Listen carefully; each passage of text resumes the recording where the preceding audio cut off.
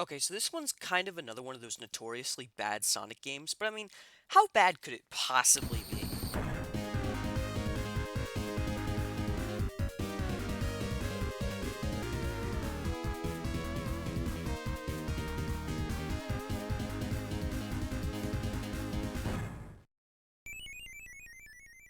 Hoo boy.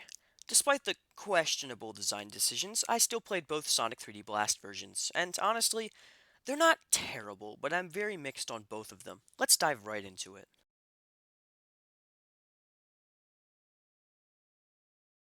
Okay, let's start with the most immediately striking aspect of the game, the look. All the game's objects appear to be pre-rendered, and this is both good and bad for the Genesis version of the game. The bad thing is that the ground has no pre-rendered texture. I can assume this had something to do either with the space or memory issues. Either way, the ground doesn't clash with the other objects, but it doesn't look fantastic either. Thankfully, this issue is fixed with the Saturn version of the game. We'll get to that. But enough about the ground, what do I think of the look as a whole? I like it. It's not super impressive for the Saturn, obviously, but it's quite cool looking for the Genesis, considering it doesn't require a 32X attachment. In fact, this game is shockingly well optimized. The game looks cool, but I thought the performance would suffer from the look. Boy, was I wrong. I never experienced a noticeable slowdown for this game, even once. Wow. Also, the fact that the developers fit all these textures on one 4 MB cartridge is shocking to me. In fact, that intro I showed earlier had to be heavily compressed to fit on the cartridge. I mean, I couldn't tell. For more information on this intro, I highly recommend watching this 3-minute video by John Burton himself on how the developers fit the intro into the cartridge. If you don't know who John Burton is, he's the founder and director of the company behind Sonic 3D Blast. He founded this really cool channel called Game Hut and another cool channel called Coding Secrets. I highly recommend you subscribe to both of them. The content he puts on there is very interesting. Anyway, I'll be honest, I never really liked the pre-rendered look of some other games, but somehow Traveler's Tales makes it work. Wait a second, Traveler's Tales?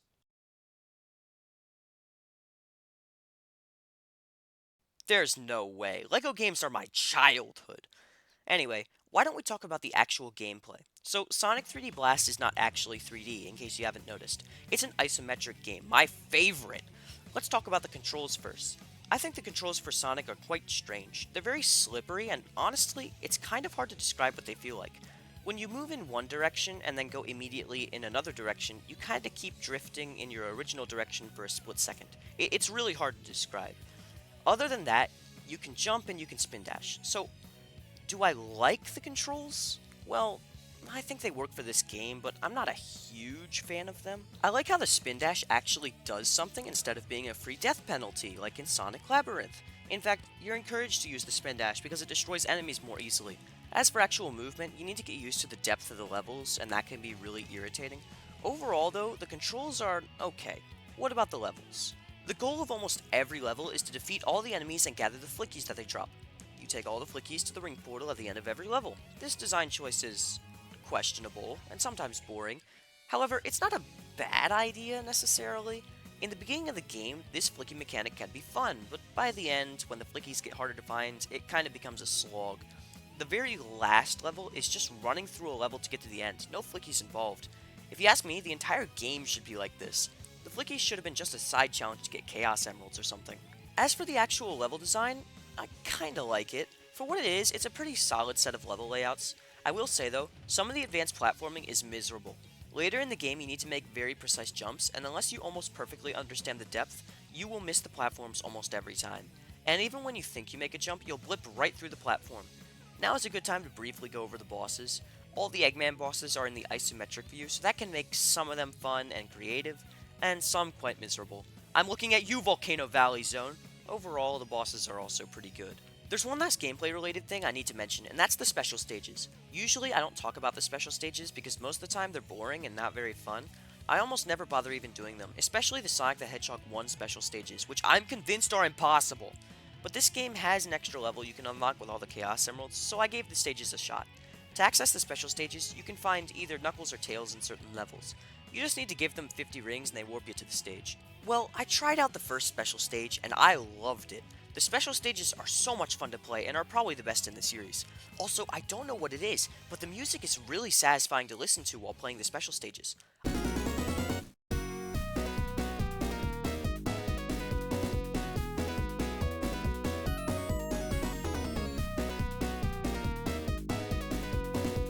I'm not joking when I say I could listen to a 10-hour loop of this song. The special stages were absolutely a highlight of this game. The last thing I want to talk about is the music. While not as catchy as Sonic 1's music, there are some great tunes to listen to. I already mentioned the special stage music, but other songs I like include Green Grove Act 1,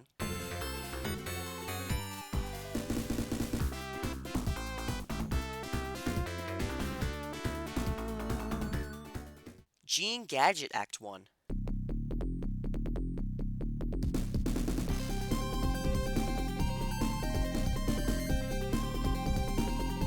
and Diamond Dust Act 1.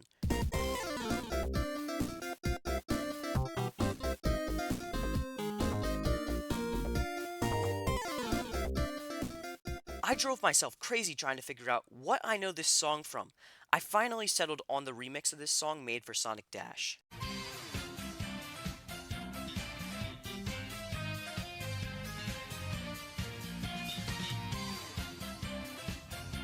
So, in summary, the game is okay. The gameplay is fun, though it slows down a little at the end. The music is great, and the special stages are finally fun. The controls are slippery and sometimes annoying, but mostly okay. Honestly, my biggest gripe with this game is that it isn't really 3D, but Sega sold it like it is. This is frustrating considering that Super Mario 64 debuted that year, and Sega's true response wouldn't be until Sonic Adventure in 1999. Overall, this is not a game I will come back to, but for what it was, I'm impressed with what TT Games managed to make. 6 out of 10.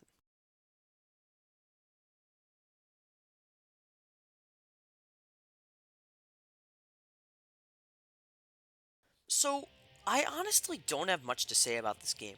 Really, if you've played the Genesis version, you've played them both. There's one big difference though, the special stages. These stages are a 3D reimagining of the original Sonic 2 special stages. They're ironically not as fun as the Genesis version of the special stages, but they're still pretty fun. Strangely enough, they're the only thing in this game that's truly 3D. I just like the cool animations for the stages. I love how Knuckles or Tails flies you in, and when you finish, Sonic gives you this hard to make out thumbs up. Other than the special stages, the floor has a texture in this game, that's a plus. Also, the amount of detail put into this game is crazy. It's the little things, like how the bridges move when you walk on them, or how the tiles in Rusty Ruin move when you stand on them, that really sell this game. Obviously, it still has the same control problems as the original, but everything is very polished, and the game is still very well optimized. And lastly, the music in this game is phenomenal. I guess I should have expected this, but the soundtrack is completely different from the Genesis version. Every song matches the stage perfectly, and it's amazing. Here are some notable songs. Obviously, the title theme first. This song is the one that you've most likely heard because it was remastered for Sonic Generations. Either way, it's very catchy.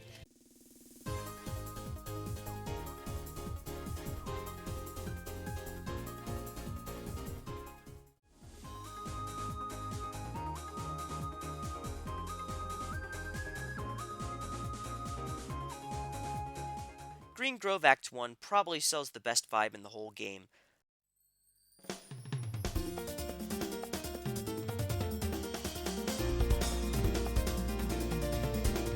Both act songs for Spring Stadium Zone give off a circus kind of vibe, and it sounds great.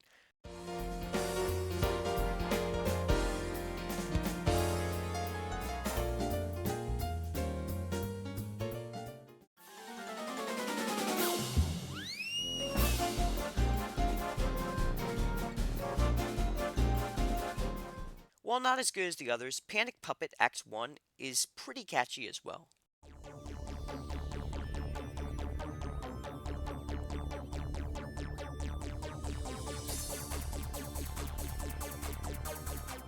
There's one other important aspect that I completely forgot about, and that's the intro. It's so goofy how Sonic is smiling the whole time because he only has one texture. In fact, that's how I described the whole intro, goofy.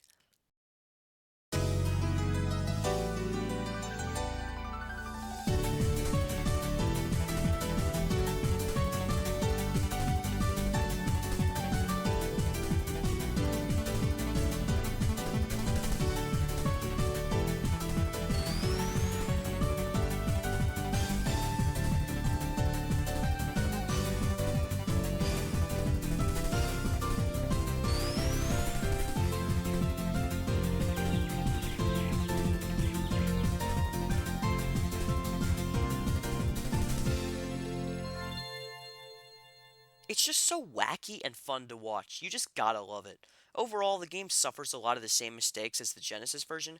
However, while I did say if you've played one, you've played both, the Saturn version is the one that I personally recommend. So much care has obviously been put into this game. It's a shame that it's so underappreciated. 7 out of 10. And that's it for this video.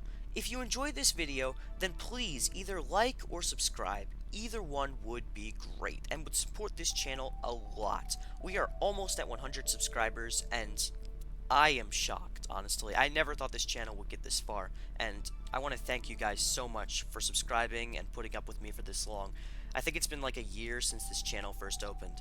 So I think the next video is Sonic Blast, I think. I haven't checked the encyclopedia yet, but I think it's Sonic Blast. And somewhere in between Sonic Blast and Sonic R, I'm going to do Sonic the Fighters as well. So, yeah, stay tuned.